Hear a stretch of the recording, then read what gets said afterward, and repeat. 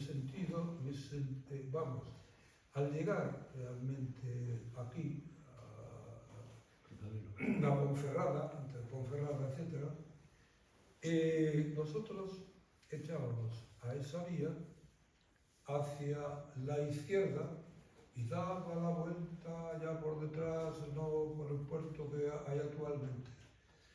Y después, puestos a mirar una cosa y otra, tenemos en la próxima que decir que no, que esa vía,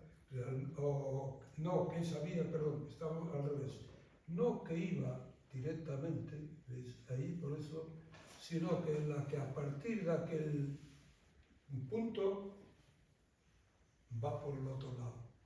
¿Y por qué lo digo? Porque a la hora de contar, entendido, las distancias, por aquí no nos daba. Y tuvimos que realmente, de alguna, decir así.